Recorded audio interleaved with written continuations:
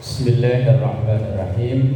Kita ngaji surah Ad-Duha, surah yang cukup populer di kalangan kita umat muslim ini, karena bagi kita yang terbiasa sholat duha, biasanya kalau sholat duha berapa rakaat?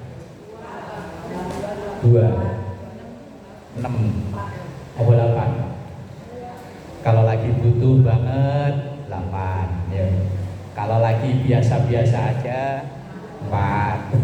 Kalau begitu-begitu enggak butuh 2. Kadang yo 11 sunah. Kalau ada keterangan dalam kitab-kitab fikih bagi yang membiasakan duha lebih dari 2 rakaat. Rakaat pertama biasanya yang diajarkan oleh guru-guru kita wasyamsi wa duhaha wal qamari idza talaha dan seterusnya.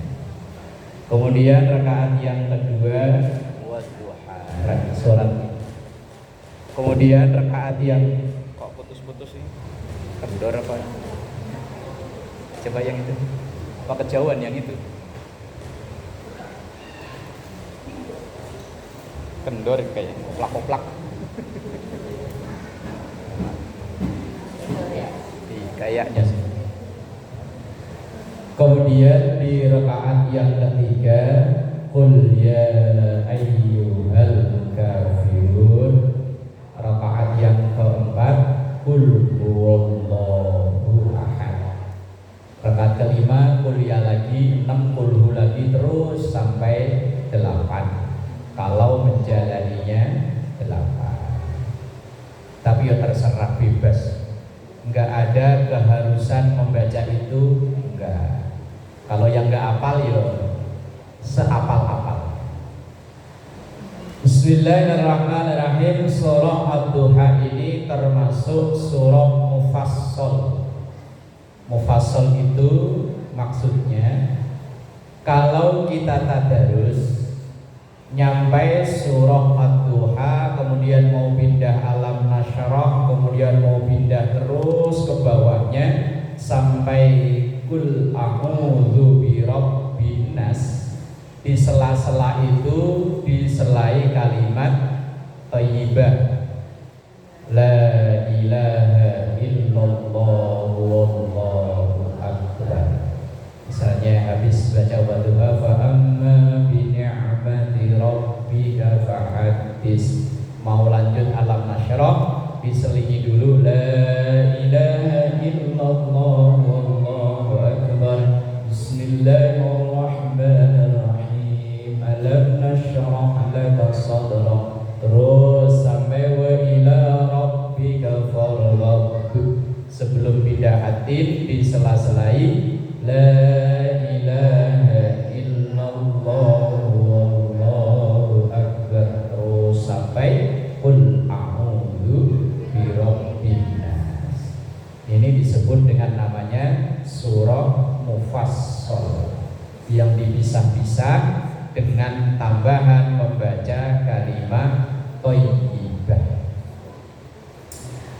Kemudian surah Ad-Duha ini termasuk surah Makkiyah yang turun sebelum Rasulullah hijrah. Kalau setelah Rasulullah hijrah namanya Madaniyah. Walaupun turunnya di Mekah, tapi kalau turunnya itu setelah Rasulullah hijrah disebut Madaniyah. 114 surat yang ada dalam Al-Quran itu terbagi menjadi 2 kelompok besar, ada Makkiyah, ada Madaniyah. Makkiyah itu yang turun sebelum Rasulullah hijrah, kalau Madaniyah itu turun setelah Rasulullah hijrah. Surat ini kalau dalam urutan mushaf ada di urutan ke-90 Dan kalau kita sholat, yang paling afdol membaca surat itu disesuaikan dengan urutan mushaf. Beberapa kali saya mampir ke musola, ke masjid, imamnya itu bacanya ngacak.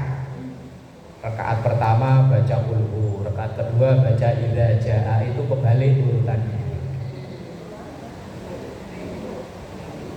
Kalau rakaat pertama baca wadduha, adiknya masih banyak. Ya kan, alam nasyrah wa tini iqra, terus adiknya masih banyak. Kalau rakaat pertama baca qul ya ayyuhal kafirun, rakaat kedua urutannya kalau kayak idza jaa tabat qul falaq kunnas. Kalau rakaat pertama baca qul, adiknya tinggal 2, qul falaq sama kunnas. Nah, kalau rakaat pertama udah baca kunnas, adik bontot tuh ya, kan anak bontot, qul a'udzu birabbin nas. Lah kalau hafalannya banyak yo jangan itulah. Lah kecuali hafalannya emang itu tok. Rakaat pertama ya kunnas, rakaat sholat wajib ya kunnas, rakaat sunat ya kalau memang hafalannya itu ya terus apa? Rapopo. Jadi kalau kita sholat, lah kalau kita makmum sih ikutin imamnya, tapi kalau sholat sendirian, lah sementara ibu-ibu kan lebih banyak sholat sendiri di rumah kan? Nah, kalau baca surat setelah Al-Fatihah disesuaikan urutan mushaf. Apakah batal kalau ngacak? Enggak batal. Cuma lebih afdolnya, lebih baiknya disesuaikan urutan mushaf. Kalau tahu, kalau nggak tahu ya wes nggak tahu. Orang nggak tahu mah nggak ada hukum. Terdiri dari 11 ayat. Kemudian ada 40 kalimat dan 142 huruf. Telitinya para penulis kitab tafsir sampai huruf-huruf aja dihitung. Kita boro-boro gitu. Ditanyain iyyaka na'budu wa iyyaka nasta'in, Al-Fatihah ayat berapa aja kita bingung. Kita hitung dulu. Bismillahirrahmanirrahim, alhamdulillahirabbil alamin, baru ketemu. Karena orang membaca Al-Qur'an itu pahalanya bukan dihitung per surat, bukan dihitung per ayat, tapi dihitung per huruf. Seandainya ibu istiqomah tadarus setelah sholat maghrib, begitu sholat maghrib wiridan, kemudian ba'diyah maghrib, kemudian istiqomah Quran, a'udzu billahi minasyaitonir rajim, bismillahirrahmanirrahim, alif lam mim, shadaqallahul azim.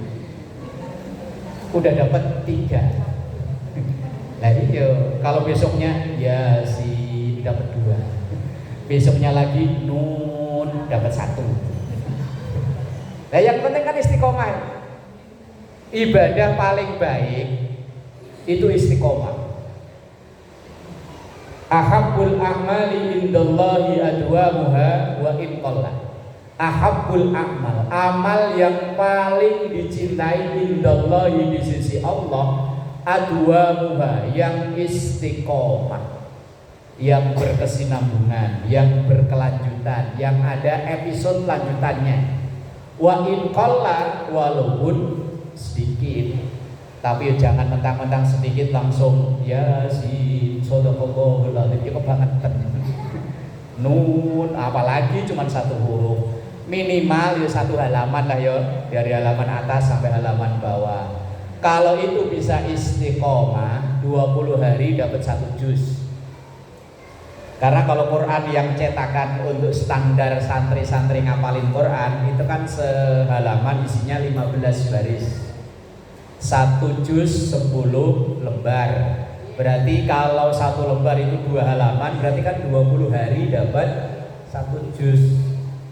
Lumayan kan, setahun yo lumayan lah. Yang penting tadi adwamuha, berkesinambungan, itu yang paling dicintai oleh Allah. daripada baca sekaligus baca 5 juz tapi setahun sekali. Yo baik sih baik, cuman yang paling baik dan dicintai oleh Allah yang berkesinambungan, yang terus menerus.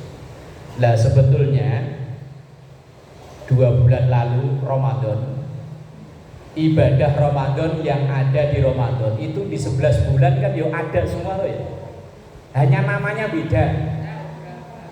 Traweh itu kalau di Ramadan, di luar Ramadan ya tahajud, ya mulai macam-macam namanya ada, witir ya tetap ada, puasa ya tetap ada, hanya namanya beda. Tapi kok hawanya kenapa beda ya? Kalau Ramadan itu hawanya semangat, begitu Ramadan kok begitu selesai Ramadan kok ya semangatnya kok ya apalagi Syawal itu rata-rata nurun semuanya, ibadah nurun, keuangan yo pokoknya kalau Lebaran itu di pol-polin, dihabis-habisin. Kemudian asbabun nuzulnya, asbabun nuzul itu sebab-sebab turunnya surah Ad-Duha.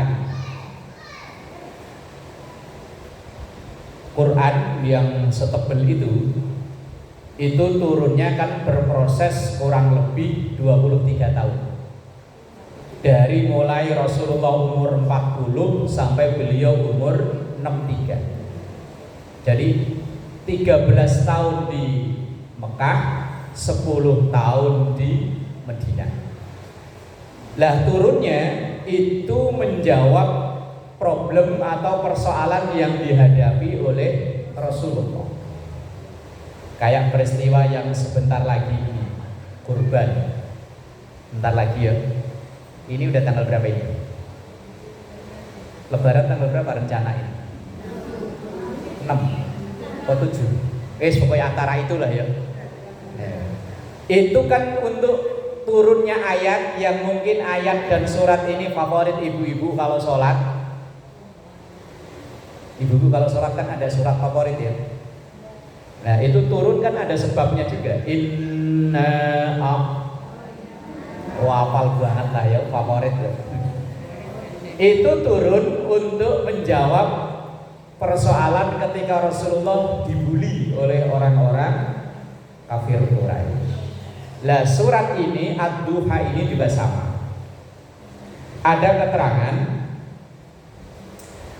dari hadis Jundub bin Abdullah bahwa ada satu masa 2 atau 3 hari itu Rasulullah enggak keluar rumah, hanya dari rumah ke masjid, dari rumah ke masjid, enggak keluar.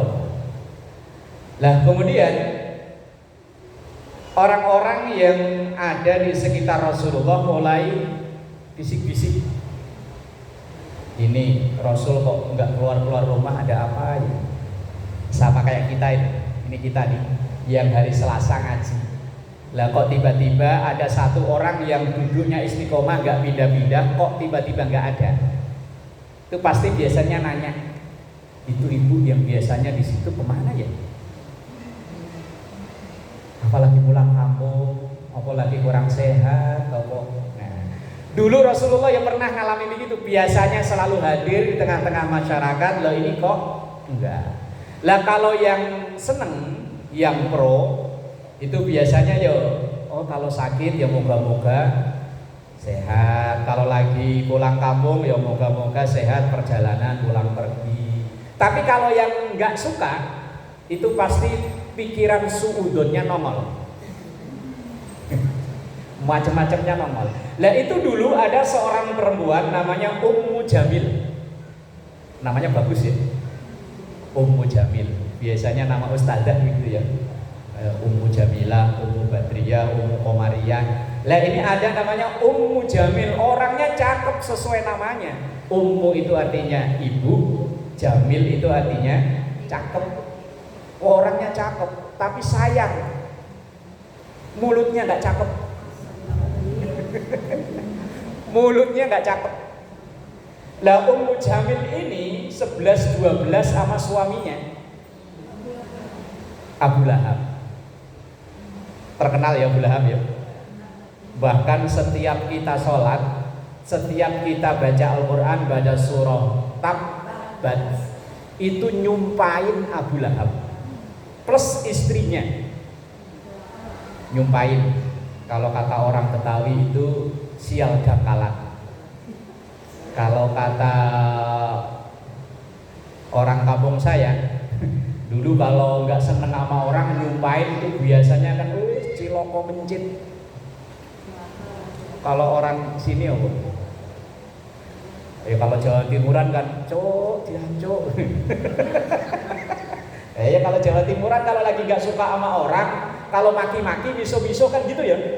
Nah ya biasanya masing-masing daerah itu punya bahasa, itu punya loh. Lah tak terkecuali dalam bahasa Quran itu ya ada.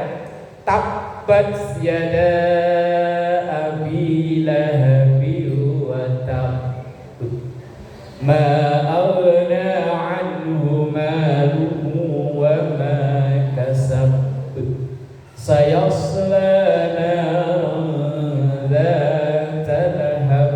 Nah ini wa imra'atuhu hammalatal hatab fi jidha hablum min masad. Ini ayat surat isinya maki-maki Abu Lahab. Tabbat, celaka. Nah ya kalau orang Betawi sial dan kalah. Saya itu dekat rumah ada asli orang Betawi. Itu kalau ngomong saya seneng, dengerin omongannya seneng. Lah kalau lagi dasar sial dan kalah. Saya tanya sial dangkalan itu apa lagi? Ya nggak tahu artinya, pokoknya kalau nyumpain orang sial dangkalan.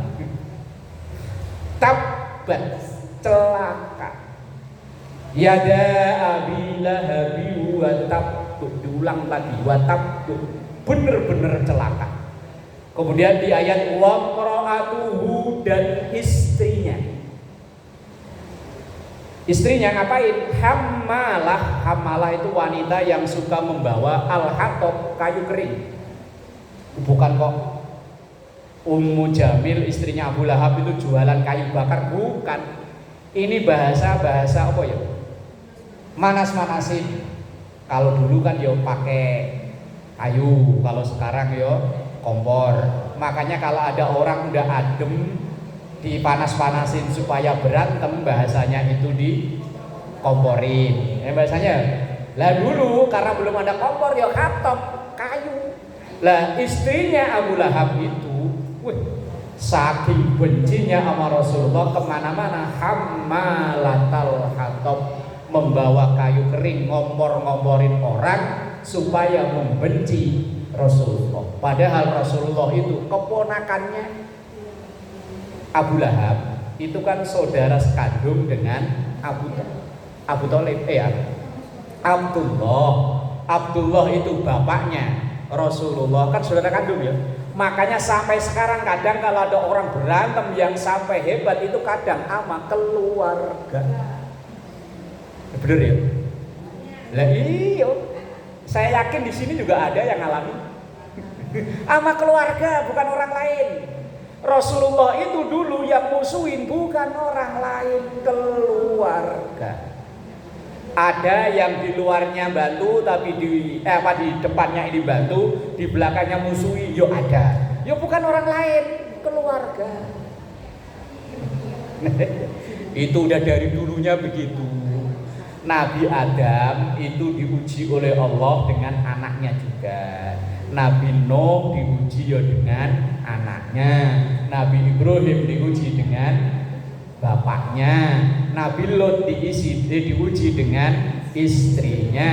Ada wanita solehah baik luar biasa, punya suami Fir'aun. Makanya kalau ada tetangga kanan kiri kita, teman kita ngaji, orangnya rajin, ngajinya bagus, pinter, sama orang baik, tapi punya laki kelakuannya na'udzubillah, persis kayak Asia sama Fir'aun. Ya ada yang suaminya baik, sama orang tetangga kanin baik, lah bininya mulutnya nggak ada remnya, blong. kayak Nabi Lut. Nabi Lut itu baik luar biasa istrinya. Naudzubillah. Aslinya orang hidup itu contoh-contoh dari Nabi itu udah ada. Ada bapak emak orang baik, punya anak Kanan. Lah iya, ada anak baik di masyarakat baik, di pengajian baik, punya bapak yo Nabi Ibrahim sama bapaknya. Wis contoh itu ada. Lah Nabi Muhammad yang musuhin pamannya keluarganya. Nah, Ummu Jamil itu istrinya Abu Lahab kemana-mana ngompor-ngomporin asal ada orang kok ikut ajaran Rasulullah disamperin. Pokoknya dikompor-komporin lah. Nah itu kadang zaman sekarang juga ada orang yang kelakuannya model kayak begitu. Emang nemu? Ada di sini orangnya. Kalau di sini mah insya Allah solehullah semua ya. Alhamdulillah. Ya nggak tahu ntar kalau pulang. Lah iya, kalau ada orang mau ngaji, mana Bu? Ngaji hari Selasa di Majmu'ul Muslimin. Ngaji mulu, ya kemarin aja belum diamalin udah ngaji lagi. Panas-panas begini kan enak ngadem di kamar nyalain AC sambil nonton TikTok kan enak. Ngaji. Ummu Jamil lu kelakuannya begitu. Jangan sampai kelakuan Ummu Jamil kita maki-maki saat kita membaca tabbat yada abi lahabi wa tab sampai ayat wa imra'atuhu hammalatal hatab. Itu kan kita maki-maki orangnya. Jangan sampai kelakuannya ditiru. Orangnya dimaki-maki tapi kelakuannya ditiru. Takutnya nanti di akhirat ketemu kalau bahasa orang Betawi tiap hari maki-maki gua sama laki gua kelakuan ditiru.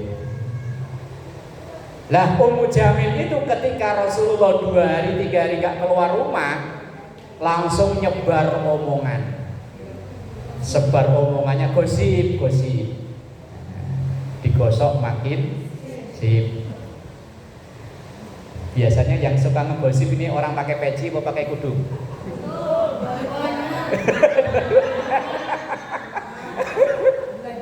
Dua-duanya sami mawon ya. Wong presenter gosip itu zaman dulu setahu saya perempuan, loh sekarang laki. Ini udah ada seminggu TV saya nyala. Biasanya nggak nyala TV saya. Kemarin ada tukang servis main ke rumah, ya sekalian tuh TV saya dibetulin. Loh saya nonton TV, loh dulu presenter gosip itu perempuan, lah sekarang kok laki. Wah menurunkan level laki-laki. Dulu bisa buat membela diri, kalau gosip itu perempuan, sekarang ya laki. Lah Ummu Jamil itu asal keluar rumah ngomong-ngomong sama orang, ngomongannya begini, tahu gak tuh si Muhammad? Ya orang kalau nggak seneng kan gitu kan ya. Si Muhammad tuh sekarang udah ditinggalin sama setannya. Ngomongnya begitu. Setan itu yang dimaksud malaikat Jibril itu. Lah dulu malaikat Jibril itu hampir tiap hari kan datang menemui Rasulullah. Lah ini udah ada 2 atau 3 hari nggak nemui. Lah maka Ummu Jamil langsung bikin gosip, Muhammad sekarang udah ditinggalin sama setannya. Ngapain ikut Muhammad? Gak usah.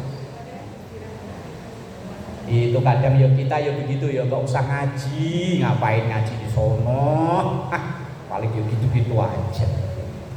Kelakuannya Ummu Jamil, namanya cakep tapi kelakuannya nggak cakep. Itu kadang di masyarakat kita ya ada yang begitu ya.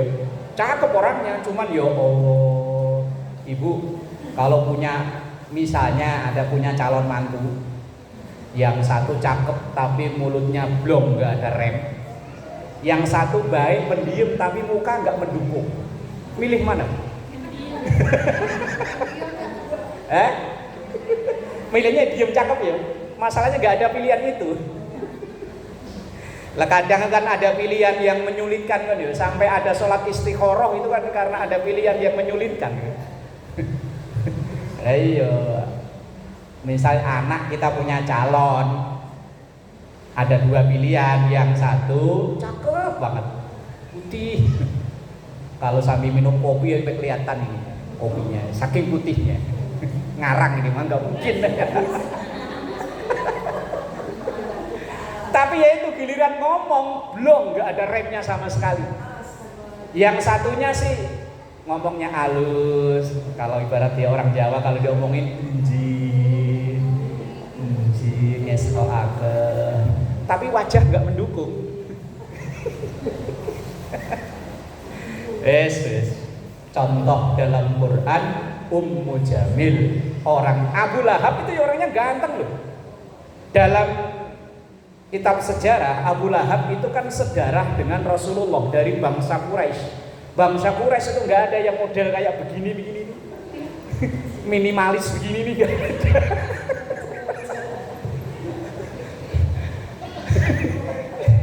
Lah kita ini kan bangsa Asia ya begini, minimalis begini loh. Untungnya Allah nilai itu bukan dari fisik. Bangsa Quraisy itu nggak ada yang model begini. Gede, tinggi, putih, ganteng, hidung mancung, besi. Gua anteng Abu Lahab itu. Dan mana mungkin orang cakep Ummu Jamil mau dinikahin kalau Abu Lahab bukan orang ganteng? Atau sebaliknya kan? Nah, iya. Abu Lahab nggak mungkin mau kalau Ummu Jamil itu jelek. Terus pokoknya ya pas. Kalau bahasa orang sini katanya 11-12. Kalau bahasa orang kampung saya tutup ketemu tumbuh. Ngerti Rabu? Nah, bahasa orang tua dulu, suami istri klop banget, tutup ketemu tumbuh.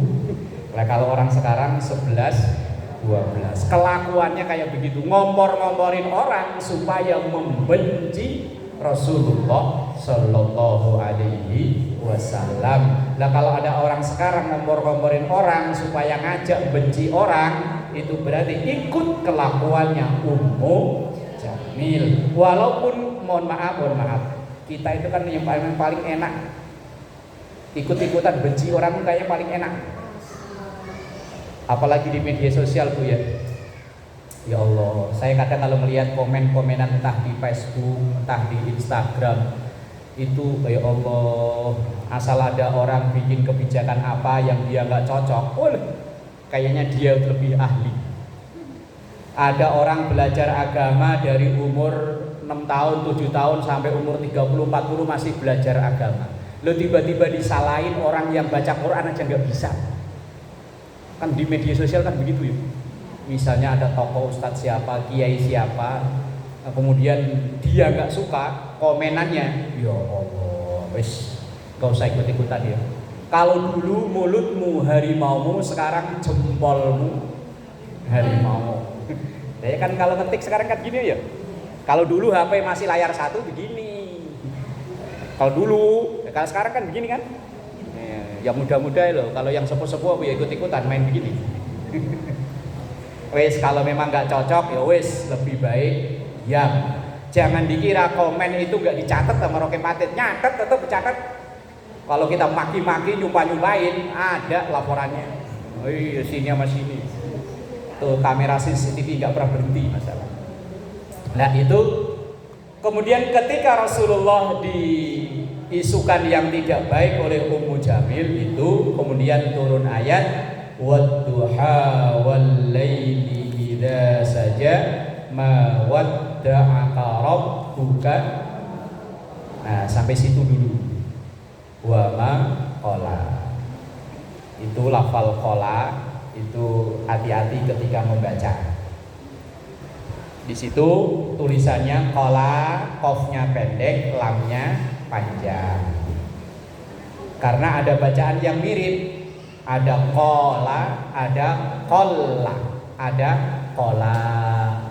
Yang di situ yang benar adalah ma wadda'aka rabbuka wa ma qala.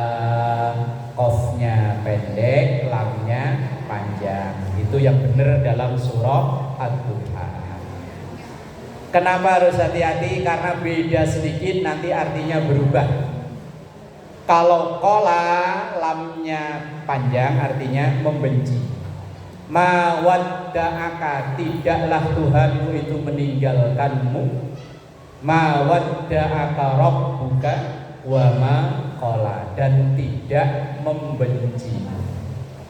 Qala, lanya panjang artinya membenci. Tapi kalau qala, qafnya panjang, lamnya pendek. Ini takutnya ibu-ibu nanti baca ma wadda'aka rabbuka wa ma qala. Oh, salah. Kalau qala qafnya ya panjang artinya berkata, ngomong. Kan kita sering mendengar qala Rasulullah. Nah, bersabdalah, berkatalah Rasulullah. Tapi kalau qala lain lagi. Nah, ini biasanya yang sering keliru bacanya, yang nggak bisa baca tulis, ngajinya kurang pas, seringnya bacanya lamnya ditasdid. Ma wadda'aka rabbuka wa ma qalla. Salah. Artinya kalau qalla artinya sedikit. Qala lamnya panjang artinya membenci. Qala artinya berkata. Kalau qalla artinya sedikit. Quran itu beda dikit aja artinya berubah. Maka harus ada guru, biar sedikit-sedikit kita ngaji, ada guru. Niru di YouTube boleh. Cuma kalau kita hanya ngandelin di YouTube, kalau kita salah, YouTube nggak pernah negur. Coba umpama ibu tadarus, ma wadda'aka rabbuka wa ma qalla. Lah kok tiba-tiba HP-nya negur, oi salah oi. Lah yo enggak tuh. Maka ada guru. Ya, maka di kesempatan yang masih ada, ya kadang-kadang kita ngaji Quran agar bacaan Quran kita ini benar. Wallahu a'lam bisirril